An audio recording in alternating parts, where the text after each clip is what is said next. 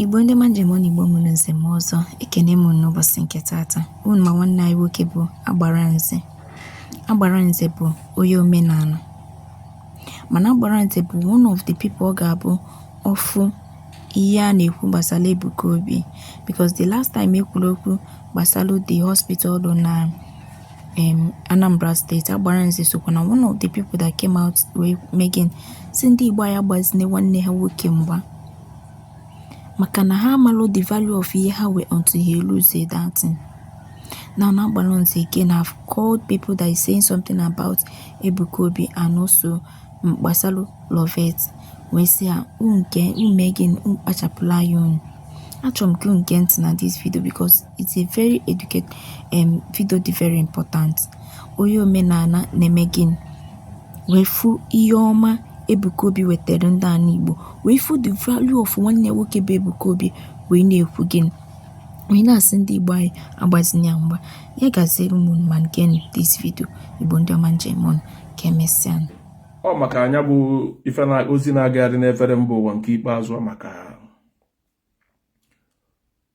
nwatakịrị ya unu na-akpọ akwara vejik unu na-akpụ ya gabudo oge mbụ na Zion wee jee zie ozi, mechakwa egwu ife onyonyo anyị fụ ọ gakwa n'ụlọ ụka ọzọ ya kwaje zikwa ofu ozi ya, mana ife o kwuru mgbe ọ ga Zion dị iche ya na ife o kwuru mgbe ọ gara n'ụlọ ụka ọzọ, nke a dịkwa iche.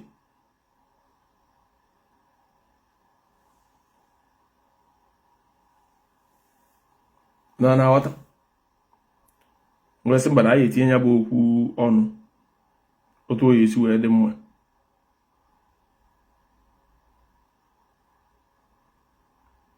Biko na ọ bụrụ ị na-anụ ife nnekwu dee na ị na-anụ ife nnekwu ka anyị gbapịa ọsọ n'oge adịrọ. Enwegasịrị ife m na-eme taa.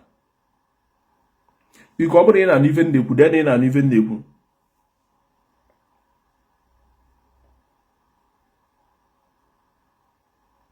Ọ bụrụ na ị na-anụ ife nnekwu biko dee na ị na-anụ ife nnekwu. Onweghị kọmentị m na-afụ. Nwanne ụtụtụ ọma. Daalụ nwanne. Biko onye ọbụla ọ bụrụ na ị na-anụ ife nnekwu dee na ị na-anụ ife nnekwu. Facebook amaghị anyị na Facebook na-ejezi nke ikpeazụ. Ọ bụrụ na ị na-anụ ife nnekwu biko dee na ị na-anụ ife nnekwu. Enwere nche ịkọwara ndị be anyị. Ịmara onye a na-agwa ibi ọ na-eto afọ kwesịrị ịtụfu n'aja ọfịa. Ka m nwere fon ọzọ nene mụ na na-ede mmadụ afọ. Ka m nwere fon a wee nene mụ na na-ede na mmadụ afọ.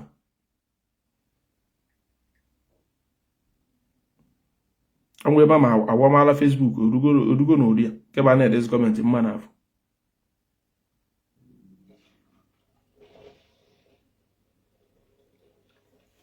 Onye ọbụla na-apịrị ọvụ ka ọ na-ala ibie na ọ bụrụ njọ ka vidiyo ya ere isizi ịmanụ ya dị aktiv n'ụtụ a. Ọ bụrụ na edere aktiv dis vidiyo nwere ike ịga peji a adọrọ mma, so ife ga-enyere ya aka bụ gụnwe ịdị na-apịrị ọvụ ọ na-ala ibie ya na-ede kọmentị ịma na dis vidiyo ga-aga. Mana ọ bụrụ maka unu bịa dagorosi agbacha m nkịtị na-ekiri so nkiri vidiyo ayara aga, ada ọ bụrụ na vidiyo aga yara m unu pụọ jebe efe m na-eme. Facebook a na-akwụ m ụgwọ mụ na-asị na ego ka m bịara ịchụ. Ndị Facebook na-akwụ ụgwọ na so ofu onye kirik go like so ofu onye n'ebe a bụ ife pigo love so ofu onye kirikiri aga mmadụ 24 n'ebe a so ofu onye. So gị mere na David ya esizi iwepụta aka otu a kirikiri love na Facebook, onwe ife ọ ga-ewepụ gị n'arụ. Ime desi nkịta onwe ife ọ ga-ewepụ gị n'arụ. So ofu onye nkịtị, so ofu onye na udu ọkwefụrụ ụda aja obi unu nwere ya, ụda aja obi some of you nwe ema na-ekwu ndị politician anyị unu ọkwefụrụ so many of you nọ na position Tinubu. Ịma Tinubu abụghị ezigbo mmadụ, ọ God sent. Some of you nọ na position Tinubu, ịma Tinubu bụ God sent to Nigeria. Iwepụta aka otu aka igere ebe a na-eme vidiyo ka ọ ga bụ a problem to you. So ofu onye ife na-enwe ife ọ ga-ewepụ gị n'ala, ime de tin onwe ọ ga-ewepụ gị n'ala. Enwe one single thing ọ ga-ewepụ gị n'ala.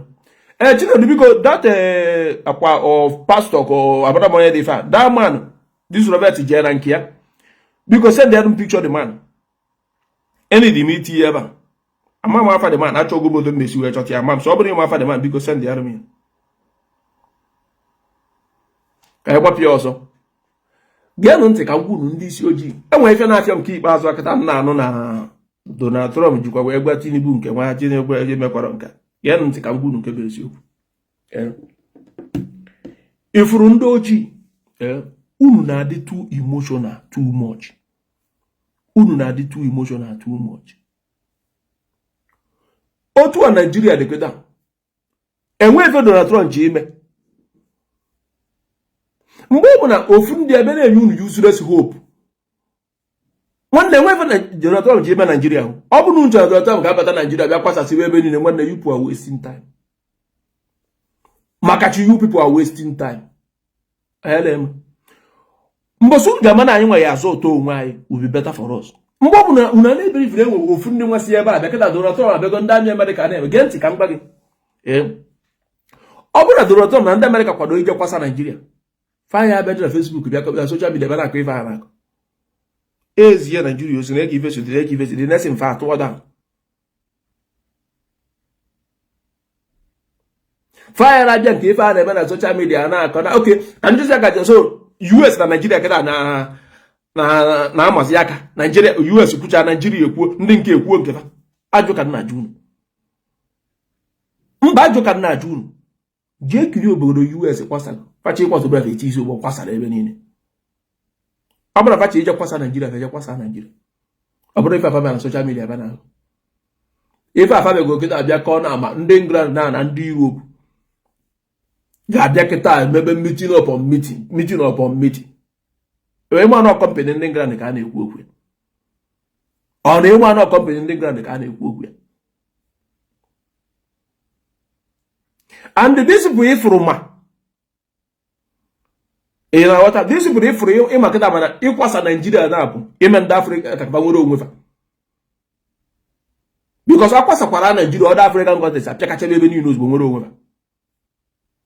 Belso ma Donald Trump na onwe ya as a person ọ bụrụ ife gọọmenti na o decide na ọ chọrọ ịkwasa n'obodo a ka ọ bụrụ na ọ kwasara obodo a maka enwebere ndị kwasara obodo a mana ọ bụrụ nke ka a mee ife kwasa gọọmenti nwanne nwe ife na-emenụ.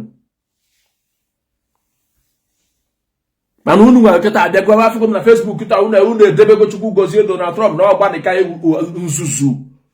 nzuzu ndị ojii ife na demekọ ma chọọ ma ndị ka unu onye ọbụla tukwuzi na-eche ka Donald Trump si Amerịka bịa kwasa Nigeria ka ọ bịa sefuo unu abịa.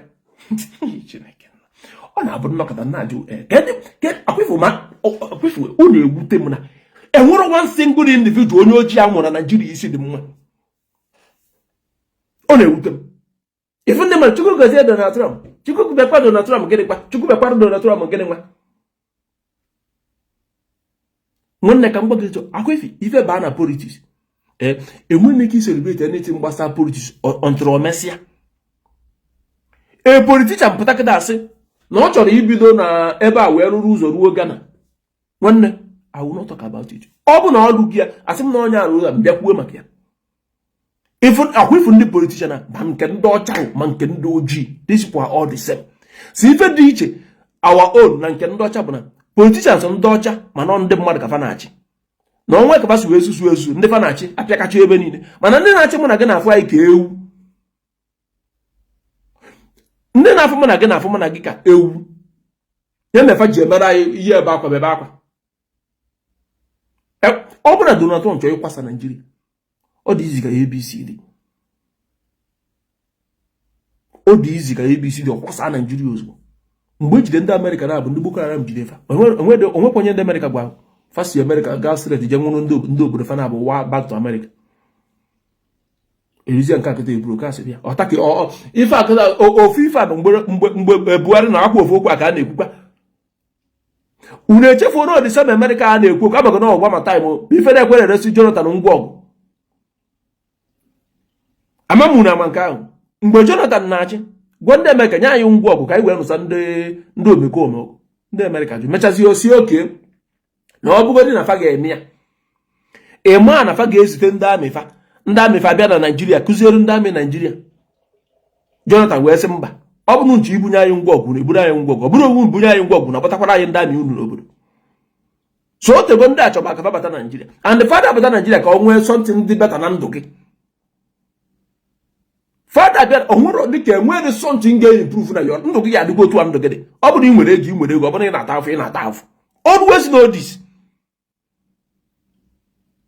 Ife ga-eme na Nigeria bụ ndị bi na Nigeria, Nigerian youth bụ ife ga-eme anything. Ọ bụrụ anybody isi from anywhere bịa mee ife na Nigeria wee dịrị gị mma. Nwanna nsị gị na-asụ.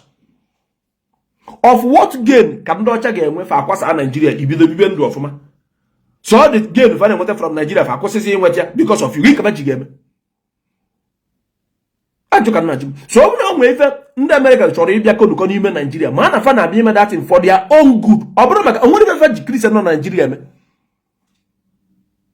Enwe akam Christian nọ na Nigeria ndị ọcha ọkwa ifu Donald Trump Joseph osisi gbuo Christian nọ na Nigeria ọ gbasara ọrịa. They always think about their own interest. Mana fa na-enwe something fa ga-eji wee soft in your heart gị ma na-eme that thing if you never chọrọ imerụ gị something. I don't know if you are getting the point. Ọ bụrụ na fa chọrọ ime something fa chọrọ ime for their own bụ ndị America gain fa ọ bụrụ maka gị onwere fa ji ga-eme to them ịba anụmanụ na-agba n'ime ọfịa anụmanụ mgbe bụ na achọbere ịbara onwe unu uru. Ofu Donald Trump na-abịa ibe nyere gị aka ji style na-agba nwoke Burkina Faso mgba. Chineke nna. Ofu onye bịara inyere gị aka ji style na-agba nwoke Burkina Faso mgba. Kọnụ na amarọ. Nwoke Burkina Faso unu ama na ndị a ji style na-agbakwa ya mgba. Then bịazie ibe nyere ozi nwa aka. Then onye nke na-edozizi Afrịka edozi. Kama ya support so onye nke afọ ọrụ style na-egbu onye afọ ọnụ. Then bịazi ibe nyere gị nwa aka otu otu wee fụka gị n'anya gị na ya dịka mma ọnwa nne nna gị. Ime ebu nọ wee nachacha akwa ife ọ na-abụ nna mfe ife ndị a na-ededesi na Facebook obi na-agbawa m ma ndị nche na fa bụ ife sef. Jee na-egbe ndị Boko Haram na-egbu jee na-egbe a ka ị mara obodo rụrụ ya. Ifu na America rụgbado ngwa ọgụ niile afa na-ebu. Jee na ngwa ọgụ afa na-eji ifu na America nwere ngwa ọgụ a. Gaa na Congo jee na ngwa ọgụ dị ebe a. Gaa na Sudan jee na ngwa ọgụ dị ebe a. Gaa na Somalia jee na ngwa ọgụ dị ebe a. Ijuze kedu ndị na-ebunye fia. Jonathan gwara ndị afa desi ngwa ọgụ fadụ. Mezi Jonathan ji wee jebe South Africa mgbe afọ ka o jebe ahụ n'oyi ekonukọta eji wee si na-ebu ego na private jet wee jebe ife bụ ego achọ iji ojegote ngwa ọgụ mgbe a na South. Unu aghọtara. You people don't understand. Ihe to ya na-eyuzu rubbish brain ndị ojii enwere onye ojii na-eche onye nke ifọ na-eche iche ka anụmanụ. Donald Trump na-etuzi afọ na ọ bịara na social media sị ọnọdụ ka ife ndị gọvanọs na-eme na Nigeria. Onye pụtasị gị Free Maazị Nnamdi Kanu o jere ndị ewe chipi nọzi Free Maazị Nnamdi Kanu mgbe onye kafa nugoro ọgụ na house ndị sinetọ ebe gbasa Maazị Nnamdi Kanu. Onye politishan ndị mmadụ kpọrọ asị kpọọ ya asị nnukwu ọsị gị Free Maazị Nnamdi Kanu.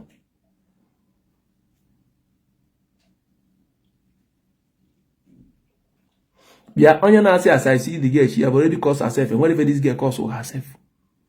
This girl the free as a bed. Okay, for nwa amụ kịta na this girl enwe ife dị iche enwe cost dị this girl na-arụ. Unu akọzụ na akụkọ cost enwe okay for nwa enwe kpaka m cost dị this girl na-arụ. Nwa amụ tata enwe ife dị iche na nwa. Uche okay check am bịa. Ndị trailer na-adagbu na Nigeria gịnị cost trailer ji adagbu ebe ma ndị nke a na-ebe mma n'isi bepụ fees. Unu adịghị na aka ụmụ akụkọ ọzọ ndị ojii ka na-agọdụ isi rubbish. Soso ndị ojii ka na-aka akụ ụmụ fero biji eju ekọsọ soso ndị ojii ka na-akọ disi ife okwifere ife niile na-akọ bụ rubbish onwe mini. Ụfọdụ ga-asị gị you are bringing cost upon yours. Enwe cost ka njọ n'ụwa karịa na amụ gị n'ime Nigeria. Ime soso na amụgoro gị na Nigeria na-abụana gị ọnụ. Don't you know that? Mgbe sọ bụ na mma gị kwinteru gị imu ya anya fu green white green ọ bụrụ na obodo a ka amụ gị ma na-abụana gị ọnụ. Because ọ tarụzi afọ ọ bụ ife na everlasting suffering. So kedu afọ ka n'ụwa everlasting suffering? Ihe afe man amụ from a poor family okwinte na struggle nwetetu onwe ya gbaba mbọ nụta nwaanyị na-azụ ụmụaka na-ata afụ from afụ ta afụ ọnwụọ. Kedu afọ ka nke a n'ụwa? From suffering amụ gị na poor family ịtagidekwa afụ nwụọ ka ọ na-ema na 65% of Nigerians na-anwụ n'afọ. Kedu ọnụ ka nka emu na sema na abụ ọnụ onye ọnụ gịnị ka abụ onye nwere abịa ọnụ gịnị ka ọ mere.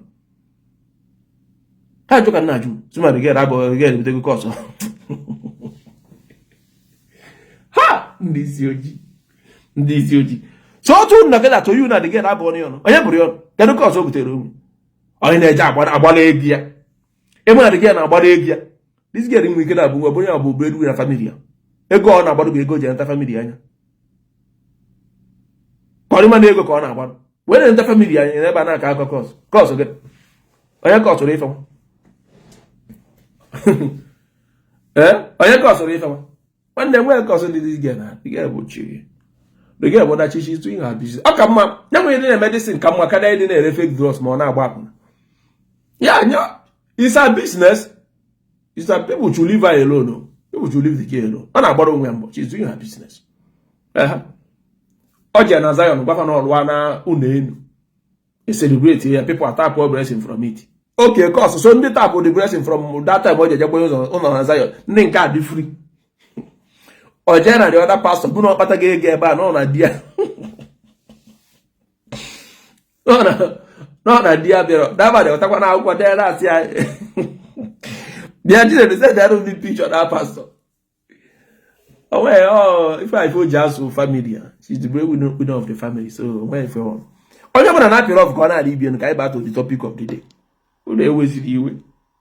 And like what time we get to again, put the go away. And you put it away, cause you put it away, cause or quite do, would you? I don't like it what they would or quite day. Oh, you're going to not off Ghana Libyan. Okay, for 95% are dying. Okay, man, we're not going to use get the go we are. Would you use it as a cause? I had work. Carry if we find one you deem equasid na pampa. Gay brief and isinaga. Also, now wearing a hold up. Can you don't know gabon madon or work and your carrier one you deem if brief and isina wearing a hold up. One or not on our wearing. Achọrọ ma ajụjụ kedu ụdọ ọnụ a ga-abụ mmadụ n'elu ụwa ịdị ime buru ife gbapụta na street ebe hold up wa ma ndị ọkada ma ndị keke ineze ibu ife n'isi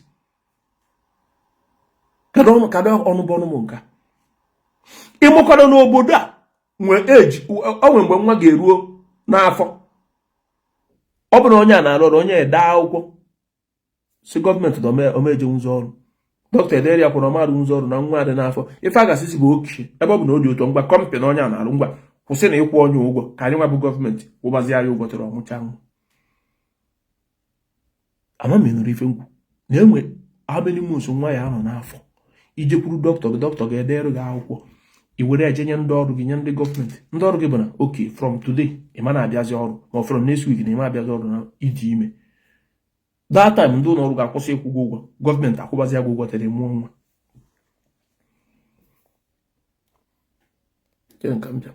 ị na ebe a na-aka akụkọ this guy man na-adụ jeneru amara m na amakwa nke a ịmụ na poverty mere ndị mmadụ ji eyi afọ ụmụ ife ịbụ abụmọnụ a ife dị otu poverty na-aka ọsọ big men enwe time otu obi ka na nkata ịbịasị ya na ebu ha n'ihe ọnụ kricha gọfe mana ịgbara arịa pụọ ma panik bikọs ọ na-ata afọ ore mana ọ bụrụkwa ka ije na aja ife bikọs enwe ife dị iche na ka ngwu m sọsọ ọnụ na-awụ ọkụ enwe pastọ na-enigwe ya bụ nwe anybody ọnụ ka mgbaga ife na-aza abụmọnụ otu ihe nọkịta maybe afọ nga ịdị stranded mgbabata gị na be m ibirizie na be m mụ na gị na-emekọ emechaa ide na izu ụlọ ego m gbafere ma ọ na ibidozi were nkọba asịrị n'iro wee kwuo ife metụta m na mmụọ and enyere m gị aka genuine enwere ife demand from you wee nyere gị aka wee wee baa akwa nechọ achụgharịba gị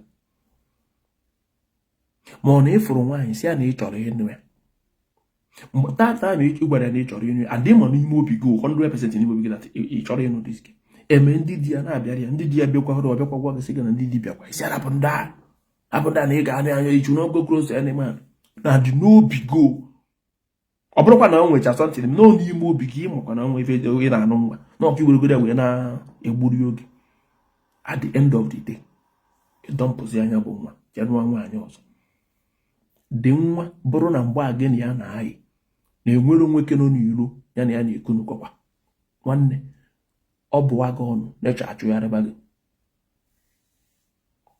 ị na-aghọta so ọ bụrụ maka unu bịacha na ndị pastọ maọbụ ndị fada nwere onwe ọnụ fa na-abụ ife ihe eji mana ndị a enwe ọnụ fa na-abụ mmadụ ichu ofu okwu fe were ekele gị jee chọọ ofu pastọ ma fada okwu na Naịjirịa ịchọ ma ọ ga-abụ gị ọnụ polisi chọrọ emechicha na nwanne polisi chọrọ emechichana ewuru polisi rie gị ọ na polisi gị ya na wee kweta na ọ na-eme so chefu unu nke abụmọnụ na ọ pọvati na-aka ọsọ ya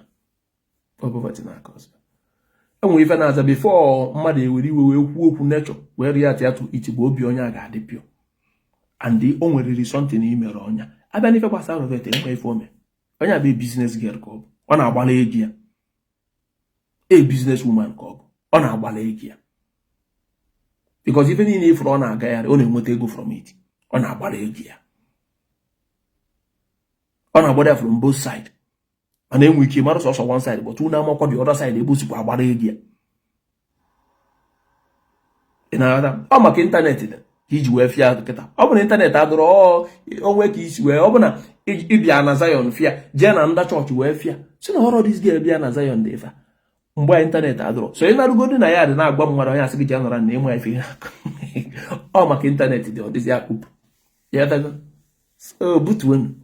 butuonu ofufe unu niile ya agba bụ na evangelist Ebuka Obi bụ nwanne anyị nwoke onye Igbo ka ọ bụ and abịa na ndị pastọ na ndị fada na ndị na-emekwa ife ụka na Naịjirịa o so na ndị ka kweta na ọ bụ onye Igbo ya ka ji wee gwa ewepụ aka n'ebe ahụ ancestors nọ ya na-emenwe ife dị aba ọ peka nụ ya n'ọnụ m save onye Ebuka Obi epeka itinye aka n'ebe ahụ ancestors nọ our ancestors dị so mighty because ewepụfa will not be here ewepụkwa ofe nwere onwe ya Ebuka Obi himself will not be here ị na-aghọta ọ mmadụ mụtara mpa Ebuka Obi wee mụta Ebuka Obi so ọ bụrụ na onye afọ atụbara imetụbe o weru na gamụta Ebuka Obi will not be here so emere emu na adama ụtụtụ ọma emere elu emere ana our ancestors no and the man our ancestors ka wee live a decent life karịa mụ na gị ife mụ na gị na-ebikịta bụ nzuzu because ya na-asị m na anyị nwa kafa mma fa nwere anọ 120 years wee nwụọ kịta ife a na-anwụziri 80 70 mmadụ si esi na mpaga nwere mmadụ ajụga arụ nekọd isi 80 ọ sị na nke a bụ celebration of life 80 years ka a na-akpọ celebration of life 80 years how many years ka eji ejenete n'obodo so mgbakọcha ife niile na ama main problem anyị nwe abụrụ spirit main problem anyị nwe bụ na ndị ọchịchị adachịta ọfụma so people a na-eti igasizi aka na ajọ ife ị na-aghọta onye kwado n'ụtụtụ na-eje na nke dibịa bụ problem na-ebuji ya ebe a onye kwadokwa n'ụtụtụ na-eje chọọchị bụ problem na-ebuji ya ebe a ifuga ife niile abụ problem mana ama m na-apụtakwa egosi anyị ife dị ka Gaddafi like enwe mgbe ka gwa ebe ndị ojii nọ wee na n'iyi enwe mgbe Donald Trump sị na Jizọs na God fadokwu Jizọs ọ sị na God bụ ife niile ndị be anyị bịa na-etuwe isi ojikọ wee sị na Jizọs but lastly Donald Trump tasị na ọ ya na-eje n'igwe na-eche ka ndị Igbo na-agha ala Christianity post wee enwere post the same video and mụ na onwe m save that video na emecha na mma eweta video ka njụwa ndị ma gị mere unu epostụrụ nka mana unu post mgbe ọ sị na God bụ number 1 and God okwu abụrụ Jizọs God bụ God bụ ofu ka ọ bụ Jizọs bụ ife ndị Kristian ji efe Chukwu otu a ndị Muslim ji eji Prophet Muhammad wasarụ efe Chukwu fa nkefa abịa na nke ndị Hindu fa nwere onye fa ji efe ifu gị but God bụ one. So onye na-ekwu okwu God is talking about general God bụ the king of the universe.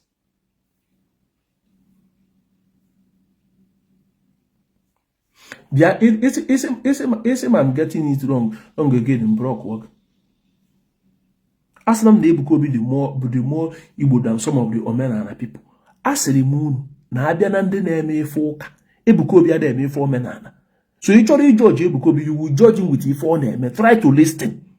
Don't just comment. Ebuka Obi adịghị eme omenala. Ebuka Obi bụ a Christian. So any day you try to judge gbasara Ebuka Obi, you have to judge him with Christianity. Ya na-abịa judge ya with omenala. So isi m na Ebuka Obi ka eme omenala karịa sọ bụ ndị bụ omenala. Ịma na ife ị na-ekwu. because asịsị ka abịa n'ime data omenala kịta ka mụ na gị kwuo okwu na ị ga-anụ ọgụ ndị ka m nwere oge gbasara omenala na George Ebuka Obi nụ ọgụ because onye na-eme ife omenala can never condemn his ancestors but Ebuka Obi did it and then mụ na onwe m bụ first time m kwuru maka Ebuka Obi ọ maka ya so na this na defend na expose stupidity so na defend something a sịrị nga abịa na ndị na-emefe Christianity which Ebuka Obi biri ọgụ na Christianity so ị chọrọ George Ebuka Obi George ya based on Christianity ihe na-eji omenala wee George ya because enwe ada eme the thing so isi m na Ebuka Obi na-eme omenala karịa why na Ebuka Obi condemn or emekwana aja mmadụ condemn ancestors ya the people who make it were not in existence start and the main reason o eji wee kwuo ife n'otu because he's a Christian ụdị n'ihe sokwara onye omenala na ohu dị gị condemn ndị ancestors ya ọ dị kịta a Christian ụdị n'ihe sokwa ndị Christian na ohu dị gị condemn Jesus onye ọbụla kpọrọ onwe a Christian ụdị n'ihe sokwa ya na Christianity ohu dị gị condemn Jesus ụdị n'ihe sokwa a Christian na ohu dị gị condemn Jesus so ụdị n'ihe sokwara onye na-eme omenala na ohu dị gị condemn ancestors. Okay, biko Chinedu phone number m ka m pin di ebe na anyị kwụsị m phone number Chinedu biko put phone number m ebe Ebuka Obi be Christian so ị chọrọ ikwu maka Ebuka Obi ị ga-eji ndị na-eme efe ụka ka ya wee George ya ihe na-eji ndị omenala njiri ndị omenala condemn ga our ancestors so gịnị ọzọ ka ọ chọrọ ikwu first you have to apologize before anything ọ bụla o chukwu maka omenala. The first time m kwuru maka Ebuka Obi na social media bụ mgbe o kwuru maka our ancestors. All the years nọ na Facebook, Ebuka Obi nọ na Facebook, I never for one day speak about him. Mbaso mere ọnụ kwuo maka na anya kachabere ahụfụ ife our ancestors mete. That day Ebuka Obi kwuru ife ọ Ebuka Obi nọ nso that day ya ọkwa polisi kara ekpuru m maka chukwu kem n'unu. Nigerian government jide ebo na gị ma anyị naanị iyi. Nigerian government jide mere ụmụ nwaanyị anya na-agba achawo. Nigerian government mere ụmụ nwoke a na-ezu ori. Nigerian government mere a na-egbu mmadụ. Mmadụ asịsị m na anya tachabara ahụfụ ife our ancestors mete. So how fear and talking about your ancestors media, government media. So why you blaming Tinubu? You people have to stand one place. Open your ancestors make each other, then leave government alone. Imagine about Tinubu juwe kwa genka, Buhari juwe kwa genka. Then it's now ancestors make. You have to stand in one place. Open our ancestors make each other. Leave our politicians alone.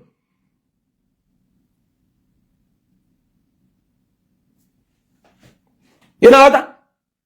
Bia agbogo ngi achọ m ibro ogogo ebe anwazina nwe defe gbasara omenala ihe ibe a Christian focus on your Christianity asina na mama defe bo omenala asina na mama defe bo omenala because when nwe gị kpọrọ nwe gị a Christian obi aka gị je yiri ndị Muslim bịa tinye ebe can you see a Muslim obi gị aka or dress like a Christian like this supposed to but obi ka gị maybe nọ na Arab country obi iwe kwado ka ndị Arab ka kama we na Africa asịrị ya brother tina social media then if you defend Christianity you should be ashamed of yourself.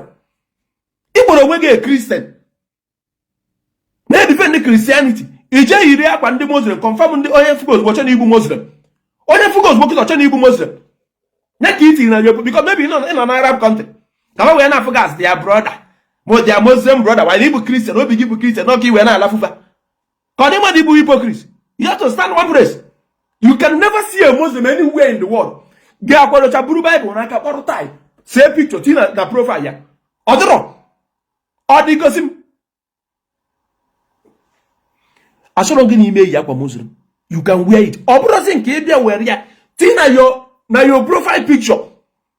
Do you know the meaning of that? And what ye onwe any Muslim ịma. Kwadocha all time. Buru Bible n'aka. Say picture. Tinye na profile ya. Send ya meme 500,000. Ọ bụ na ị karịrị money ya were eme give away. Chọta na Muslim onye ọbụla mana onye abịa Muslim kpọọ tai tinye ife na buru Bible n'aka see picture were eme profile picture na social media send the room picture of that person. Just send me the picture of the person.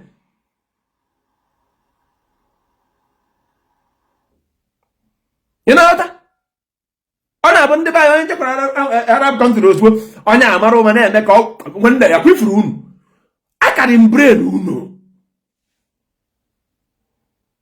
Ana m gukwu ọzọ abịa na Christianity na Nigeria ma ndị Igbo na-emefe Christian I prefer me Ebuka Obi to so many of them because Ebuka Obi category no go onye Igbo.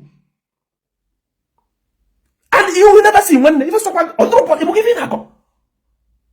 Ebuka Obi na-akọ. Nya ko yeboro onwe e Christian na defend the Christian kwado chaburu man ka na-egbu n'isi. Tie man ka na-echi, say picture tiro onwe na Facebook. Omo kadimi onwe ka fu that profile picture so na onye abụ onye ụka.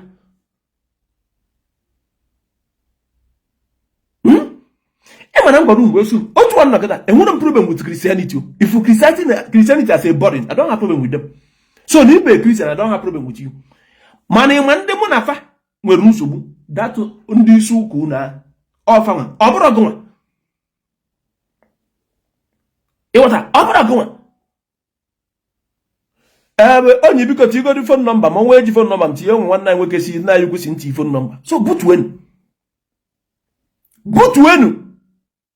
ndo bro niile na agbaga na agbada ọ na-ewute nsef ebe na aka spirit because spirit is never my problem. Otu one knock that spirit is never my problem.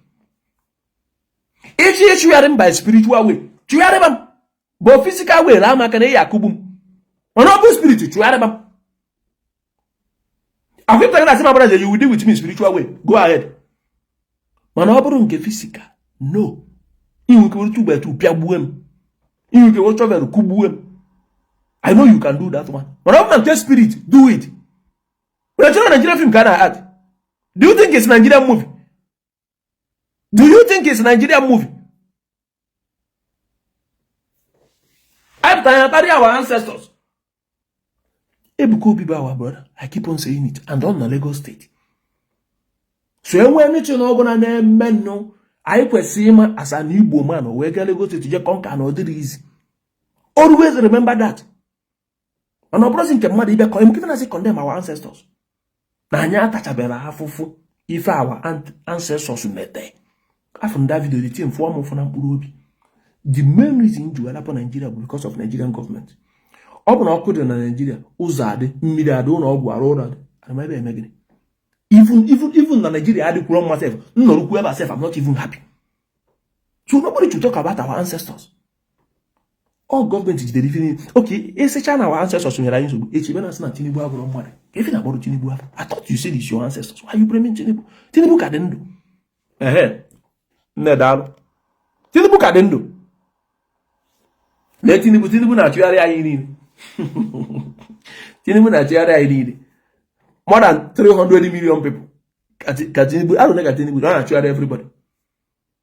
Keta Donald Trump and go na buruzi o ekeneje na ebi Donald Trump. Donald Trump better Tinubu. One day we Donald Trump yeme. There is nothing Donald Trump game. Omo agbara ya. Nothing. Factory to Nigeria threat to Nova. Panapu. They are not going to do anything. America is too big. If ever on social media, fan Nigeria na come. America equal to Nigeria 1 week is too much. And another thing, some come upon Nigeria. Come and there, you go just area upon Nigeria where I need to get not to proceed. Or Abunda America sana fana come side the fanage. Fast na fana come side the fanage, and there just area Nigeria map of fanage post on internet. And we even that meme. Never came a poor go Bianigo. Fajebe Ebendan. So this one that carry on for business ya ka ọ na-eme. Business. Ewu mara ọbụrụ mbụ tibe mbuba mba. Ọ business ya ka ọ na-eme. O jego na Zion. Ruo ọjọọ. Ọka. Ọgbachakwa na nke this pastor na. Bugharịkwa format. Gosi na onye ọrụ ka dị gị. Ime investigation na ihe afọ onye ọ bụ breadwinner of the family. So she have to survive. Ọjọọ ka ọ na-arụ mana ọ ka ọ wee survive. And achọrọ m ifu anybody ga-akparị this girl. I told me if any woman being got by this girl. Lapon on what I can want on a business ya. Or no or so this so what I don't know. And yeah, Mike, a big church there like this. Come and with the position behind what Mike can work. I just got to Oma. Now big church is there like this. Come and what opportunity. Give my other comments. I'm making 200,000. Next Sunday. All those church, Java gave me testimony. You can't do it. Ịchọkwa anya bet ya. Ịchọ kịta. Ide na ihe eme ya. Ka m weta 200,000. Ka m kwụnye na akaụntụ ofu onye. Eruo na Sunday. ụmụ chọọchị na-aba jee n'ofu ya ka ije mee testimony ihe chabata were 200,000 ọ ka ibet ya kedu onye mụ na ya ebet ya nwanne ọ bụrụ ọgba ka ị chọ ka ibet ya mara ga ebet ya nwanne 200k next Sunday jee mee testimony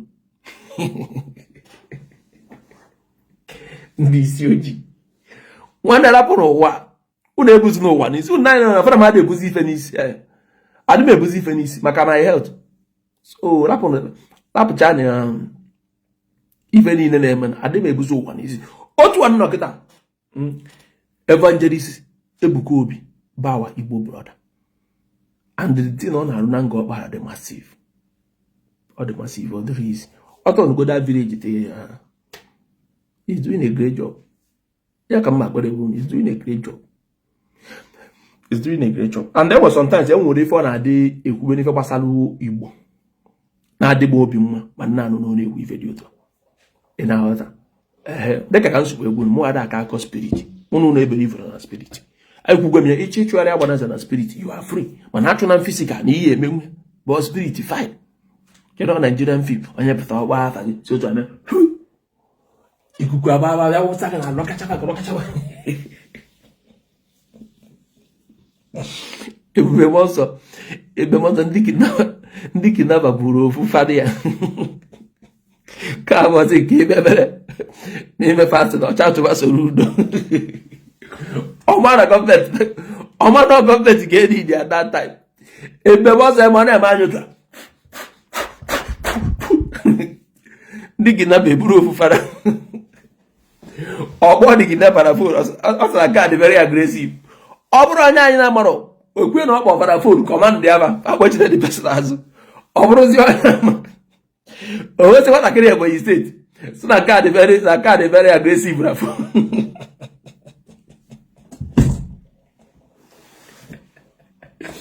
ọ sara that one very aggressive because maybe mgbe ọ kpọrọ that one nke pik fon ọsịa na ebemọsọ na-ekwu nke a nwere ike si and then iburuzi ebemọsọ ọ dị ịma akwụkwọ ya ụgwọ ibe gị na ya ji eche ego wetara anyị o nwere ike ọsị nke anyị na mighty name of Jesus nke asị ya butuo fada butuo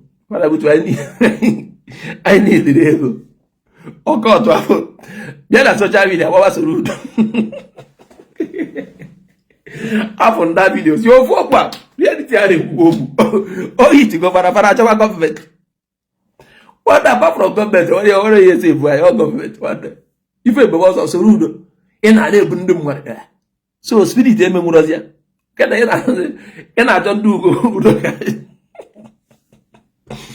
ị na-achọzi ndị udo ga-achị ka ọ bụ nne ndị isi ojii gbagachi nwanne butuo ife dị mma onwe ife mere tapụrụ nwatakịrị aka ịmana ngwara unu wee sị na mgbe a datin mere nọmarị ife Ebuka Obi kwesịrị ma ọ kpọọ dị gero mepere ya biznes eziokwu mepere ya biznes ọ karịghị ya atịzọ mbere isi ajụwa dị gero oyi kpọọ dị gero n'aka na ntị ya nne bịa kedu biznes iyi emenwu akwa ka ihe akwanwu o isi ka iyi emenwu o nwefe a na-akpọ humanity o mepere dị gero biznes dị gero emerewere onwe ya biznes. Maybe by then you will not be seeing the girl in any church again. Ogubekwa. Obunu nche n'otu a after go this girl no ka na-akpọ na ogbu na akwas. Okay, ya jiko again. Mgbafu change ya rizi onwe ya. Otu o si edi iru na onwezi ụdị makeup ọ ga-eme. Enwezi ụdị isi ọ ga-akwanye. Onwezi ike kezi ya isi eke TB dị ya. Onwezi ike jamu ụmụ kirikiri oyibo irizi akwa bịazi bịa kwa America. Ọkụwa na o si Europe bata. Ogubelu. Onu na-eri adịgo committed. Detukwa na ife na-akwu nwaja ya ọ ga-agbakwa ege ọ ka o si wee dị ife a bụ obidogo ọ bụrụ ncha dị gara anakpugo azụ so na ọ na-akpugo kịta bụ na ofu pastọ ma ofu biznesman na-akpọ ọrụ ya mepere ya sọntị ndị tangible ọ na-enwetazi ezigbo ego o nwere ike na-adị ọjọbọ mana ọ maka arapụkwu ya otu ife a bụ ọrụ ọjọbọ na 100k 200k enye gị mike I want to thank God for what He's done for me. This, that, 5 minutes of weara. Kesi alap. Omaka di ọrụ na. Omaka di ọrụ. And then we go on to Igbo ndị Igbo. Evangelist Ebuka Obi bụ our brother. Onye ọbụla bụ onye Igbo should have this in mind. On one night we go. And on the Lagos State. Obodo ndị Yoruba. Ebe a na-achọrọ ndị be anyị achọ. Wee nọrọ ebe a wee na-akpawa. So eme enu ma na enwere ife a na-ewepụta anụ were eri anụ. Enwe American president na-abịa Nigeria. Tinubu unu aghọta dị sef. Si ebe wee bịa Nigeria. American government si ebe bata na Nigeria. Nigeria bụ dị obodo ji ndị ojii na-agbụ. Once free ndị ojii nọ na Nigeria, ndị ojii adịgo free na Africa niile. And the kịta na-agwa gị na ime meeting a na-eme. Ime underground meeting a na-eme ndị Britain a na-eme this meeting na kwa ka anyị esi mefa na kwa ka anyị esi mefa. Maka na akwa sakwara Nigeria ndị ojii nwere onwe. Una na-aghọta. And ka mgbu na ife a na-eme. Una aghọtara. Ịma na ndị arịnwa na-egbu ndị mmadụ a na-aba anyị. Ọ mmadụ na-ezifa. So otu ebe niile dị hot kịta. Anyị akpọfa. Sofa butuwe. Akpụ elu. Enwe ka obodo si wee dị.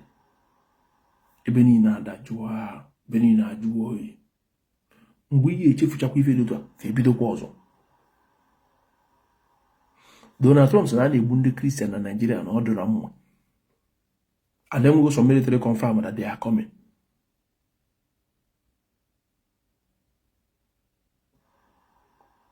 You know what? But the boss work and job. But they are not coming. If only with them, if the people in general, these people and we go sense, all these things works. Can you use? So the get can the American Dutch ga save wogi from Nigerian government. Gina Nigerian government kendi na-enyefe ego. Gina Nigerian government kendi na-enyefe ego.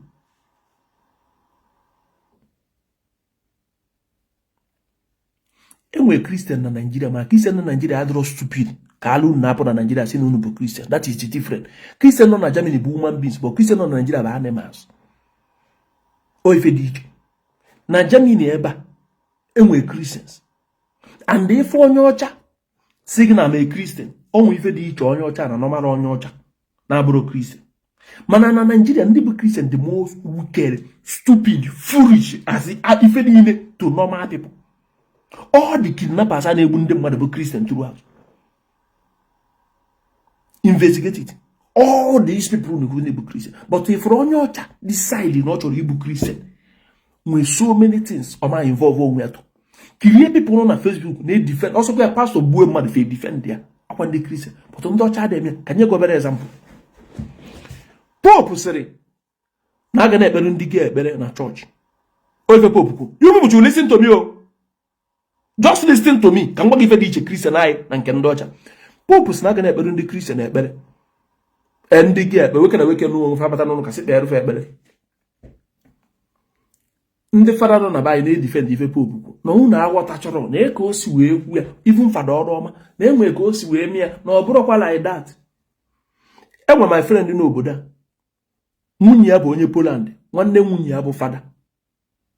So nse da ga biko jugodi nwunye gị ka ọ jugodi nwanne ya bụ fada kedu ife ọ che maka ife a pope na ọ jụọ datụ nwanne nwunye ọgwa nwunye ya kpọọ nwanne nwoke bụ fada n'obodo akụ na Germany si ife a pope ife nke afọ see another don't support if a pope will other in order, but not just a reverend father, no more power to counter if a pope. If we not condemn ya, we could see the power to that you carry power and care. Man, I Nigeria. Father Nigeria saying, what are all the things? Name we case where me, no broke is where we are, need the spiritual understanding that unana koiri. If you give a ditch, these two people, but reverend father, only Poland and Nigeria. Onye Poland sere gị na ife pope kwuru adịrọ in order, but na o nwere power ịkanta ife pope because na ọ nọ under pope. Ọ gwara gị nke bụ eziokwu. Fada onye Nigeria gwazi gị na ịghọtara ife pope na-akọwa na ị need and defend this rubbish. Ifu gị ife dị iche. Ịjụọ fada niile nọ n'Europe, America, ife fa ga agwa gị na ife pope adịrọ in order, but they cannot do anything. Pope bụ ọgafa. Ye fa ya na mo pope aka pata na fa egwori other possible. But fa ga ekwu nke bezo na father in support, but there is nothing they can do. Ọ dị kịta ọ bụrụ ị na-arụ na company. Ka nye gị example kịta, ị na-arụ na company. N'ọgwụ adị nchaji na achinye ndị mmadụ akwa. So nwee mmadụ ịtọ chọrọ ịbịa, manager akpọ gị, sị gị ndị a na-abịa ga achinyekwara fa akwa ọrụ a na-achinye ndị ọzọ. And ọgwụ adị in charge of store. Ife ekwu bụ oke. Those who will be na akọrọ gị sị na ịma akwa ife ị ga-eme na ọ gasị sa achinye na akwa. Mana n'obi gị, you like it for ọgagwu, but there is nothing you can do. Otu akọdị. Ndị ọcha kwuru eziokwu, but ndị fada Nigeria na-asị asị.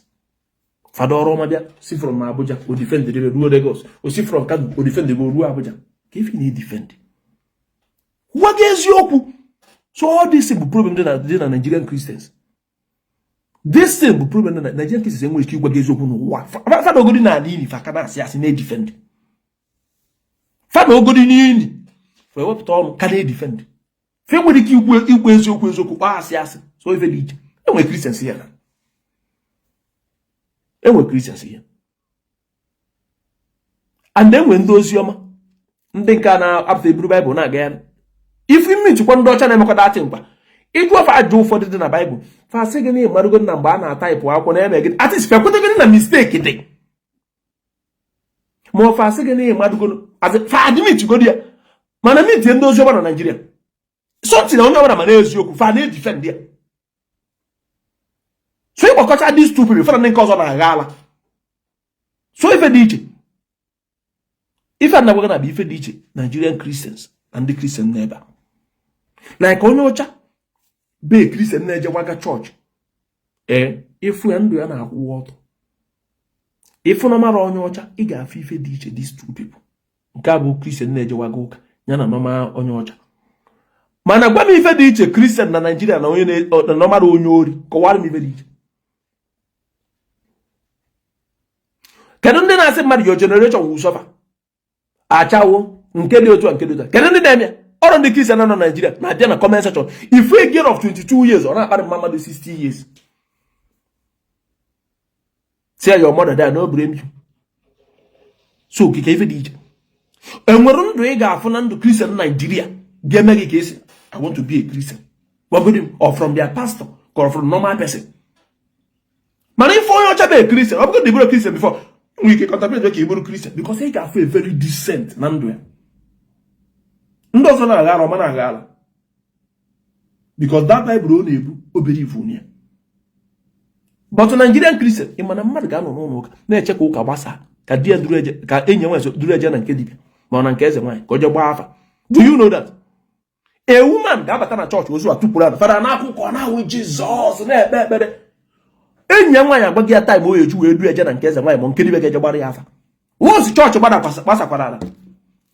Ennekere ebe ị nọ osi oge nwapụtazi ebe dị otu a ka ejebe o jee ebe a onye fe duru eje na nke dibịa a na-awụrụ ya. O si from chọọchị.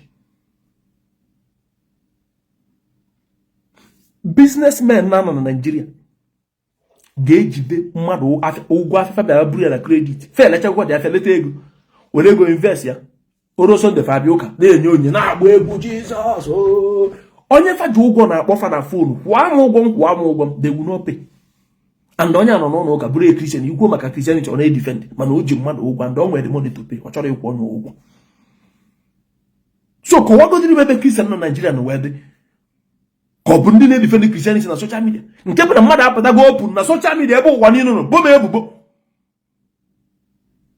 n'anya ụwa niile ka mmadụ pụtara open bom ebubo na nna edefend na nna support onye mmadụ support na nna edefend onye mmadụ edefend kwue open to the world to hear that day ka m na wesị kedu ụdị Christianity ndị a na-akọ na Nigeria. So all this is a na-ebo ndị mmadụ bụ ebo ka a na-ebo ndị mmadụ ịbasị na nna support onye dị otu a onye dị against even believe ya open ọ bụ na anyị ekwu nke dị otu open nke ezi nke anyị ekwu na one on one ebe ndị mmadụ na nọrọ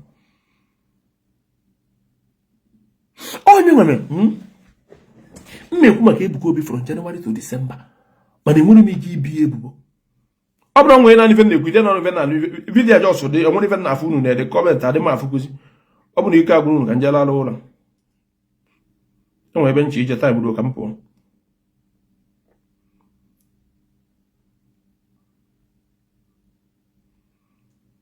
e were even nakwa enwere ike ikwu maka Ebuka Obi one year mana enwere ike ikwu something ọ na merụ enwere ike ikwu n'elu ụwa adị m ebo mmadụ ebo ife nna dịrọ sha adịrọ m sho ife gbasara ndị isi keesi Robert ama m na ọ na-arụ ọjọọ so mmekwu na ọ na-arụ ọjọọ mana enwere m ike ịbịa kwuzi nke nna marọ ka ọ wee bụ na ọ na m ekwukazi maka dị mana asị na nwata kwuo ọnụ sị na ọgba gbuo okenye n'okwu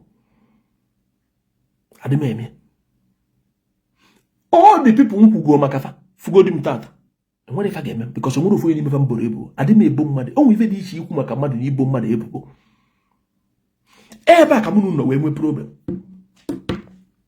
apụtakata asị ga-akwara nze na-ekwu maka Ebuka Obi so mana ka m jụọ gị na ịfụrụ Ebuka Obi n'anya ịbụ onye Zion ị nwere ike ikwu ide one thing Ebuka Obi agbara nze kwuru against Ebuka Obi onye deti enye 100,000 ọ bụ na ị karịrị 100,000 igwe m onye mmenya na comment section just the one thing mụ agba agbara nze kwuru abata Ebuka Obi na-abụrụ eziokwu mebi ebe m boro Ebuka Obi ebubo there I don't do that even when our politicians adị m ebofe ebubo ọ nke afọ meka na-ekwu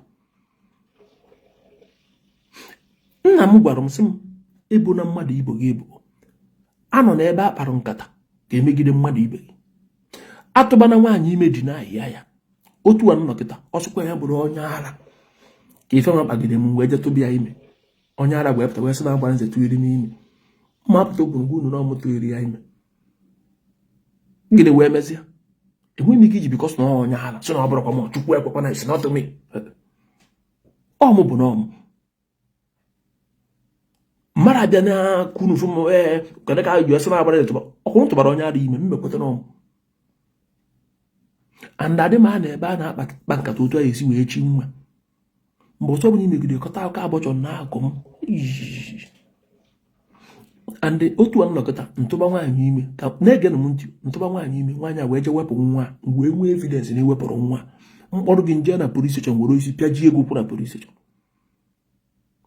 achọrọ ka eme investigation onye mere ya otu a nnọkọta ntụba gị ime ije wepụ nwa ntụbara gị ime ya mma agwa gị bịa ka ije police station eruo na police station a nabata ozugbo mgburu agba agbo isi kụjie ego kwuru ime police station ka anyị ime investigation ka ma na ọmụ mere ozugbo ga agbaje m court ozugbo George ajọ m si George na ọmụ mere before George na-ekwusi ya guilty tinye aka enusi ya guilty enwe things me nwere ike ime n'ụwa enwe things me nwere ike ime n'ụwa and ife a na-eme ego nwere ike ime n'ụwa ka nkwuo ife nna chọrọ ikwu ma ọ mee ife nna chọrọ ime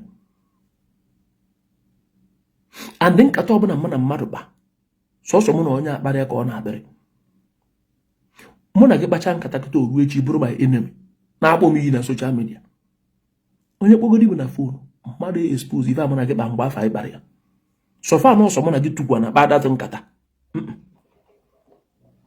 sọfa na ọmụ na gị kpara ya nwere onye ọzọ nụrụ ya ọsọkwa ya bụrụ enemy tomorrow enweghị m ike ịpụta bịa sị iji wee gwa m ife dị otu a mgbe nwa ma send ya voice note echi mụ na ga-abụ esegbu okwu mbịa wute voice note wee send ya mbịa elesi m ọgụ asegbu ngwa m ji ekwuru the voice note ọ bụrụ nyere m gwa ahịa dọda I will never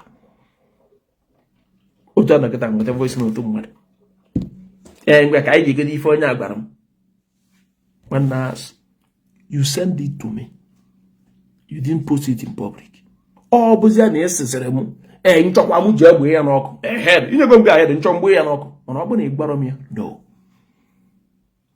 ife a bụ ndụ m ka ọ bụ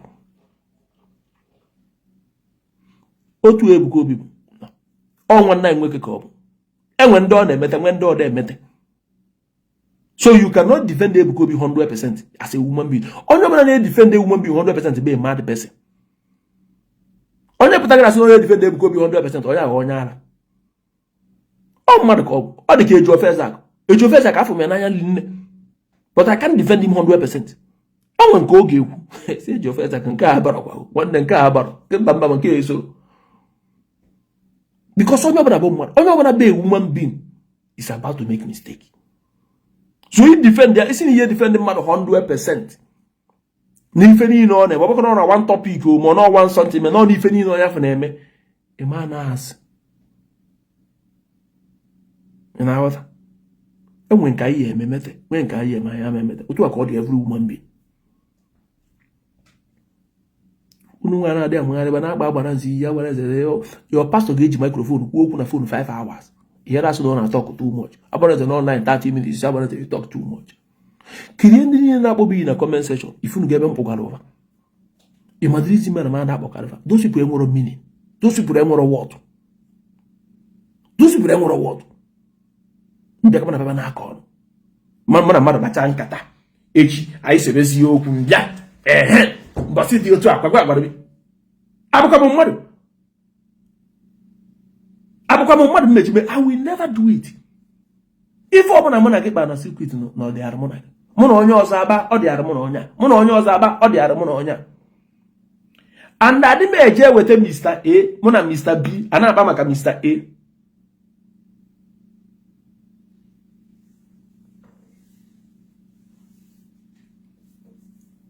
Gee ntị ka nkọwa gị. Onye ga-ife mere na like Ejiofor Ezeaku maka ọ na-ekwu maka Jizọs. Ọ bụrụ na Ejiofor Ezeaku adịghị ekwu maka Jizọs na ọ na-ekwu maka sọsọ ndị pastọ ndị ga-eberive ya kara ede much. Mana ivu nkịta sef ndị berive ya tụma na ekwutekwara nke da Jizọs ebe a ka unu na ọ na-adụ nke unu jide Ejiofor Ezeaku kwuru kwugbuo.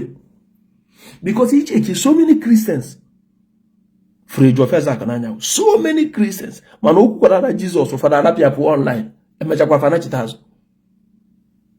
Ọ na-ekwu ife niile ọ na-ekwu okwu kwara maka Jizọs ifu so many people ewebe iwe so nya bụrịtị mana ndị ka ọ na-ekwu maka pastọ ndị mmadụ believe maka ọ ma ndị pastọ ba onye ọbụla mana nke ọ na-ekwuzi maka Jizọs nke na-agbalizi unu bụrụ so otu ihe nọkọta ọ fịara arụ because of nke Jizọs ọ na-ekwu ọ kwụsị ikwu maka Jizọs kịta ikwụsị iwe bụ ọsọ fa na ọ na-ekwu maka da Jizọs enweghị a na-agba gị na-anụ ịmaka your savior your messiah ka Ejiofor Ezeaku ekwu maka ya so you can that one na-agbalị unu isi I understand ọ dịrọ bụ isi from birth gave the gwa gị how powerful Jesus and how good God ito intezi afọ Ejiofor Ezeaku onye nnukwu otukwu na social media na condemn Jesus. Jesus save the whole world. So aghọtara m otu o si eme unu mana enwe ofufe nchọrọ ikwu ifo na social media Ejiofor Ezeaku so na one of the truth people on social media. Ka nye gị example Ejiofor Ezeaku enwego massive followers ga-agbụ na ọ chọrọ ideceive ndị mmadụ ọ dị easy ka ABCD o je surrender under one pastor si na ọ chegharịgo wee gbarụba ego ndị mmadụ. Ịma mgbe Ejiofor Ezeaku pụtara wee bịa dọka Bible ịma how many people lose that time o mee that thing. Ọ bụ na Ejiofor Ezeaku bụ onye oke ọchụchọ he will not do it. O megodi o mee na nzuzo ya na-eme ya open because ọ ma na o mee ya open na so many people ga-adọrọ but ọ gịa na o mee. So unu bịa na-asị na Ejiofor Ezeaku na-egwu wayo ha sị ka ọ bụ Ejiofor Ezeaku chọrọ igwu wayo o buru Bible bụ the easiest eji egwu wayo. Ime otu Ejiofor Ezeaku nọ kịta Ejiofor Ezeaku drop Bible tomorrow drop omenala kịta buru Bible ọ ya aka wee nwee followers karịa otu o si wee nwee kịta because Christians dey much carry anybody. Christians dey too much. So ọ bụ na ọ chọrọ igwu wayo ma ọ bụ na ọ chọrọ ideceive ndị mmadụ it's much easier ime as a Christian than isi na ị na-eme as omenala.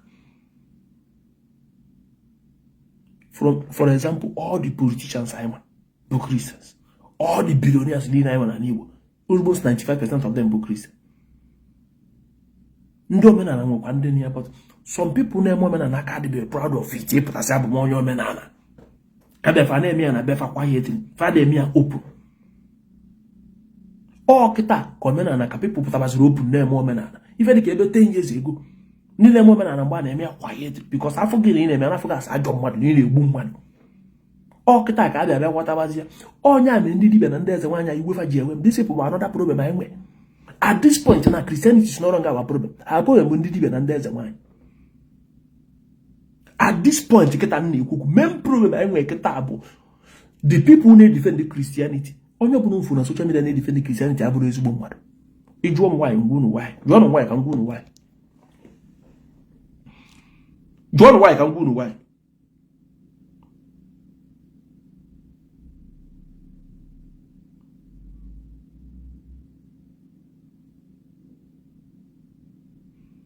Joanna m why ka nkọwa alụ na ife njuwe kwuo ana nkọwa iwu ga-afụ n'eziokwu achọrọ m ịdị sure na mụnụ nọ na the same page ka anyị wee na-aga n'iru anọgo m wana wana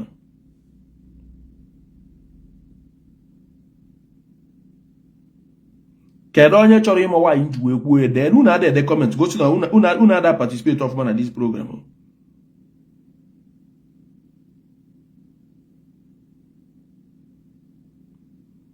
ifuru ya unu ada ede something ọ unu ada afụ ife nna ede unu ada anụ ife nna ekwu ka unu ada Facebook ada egosi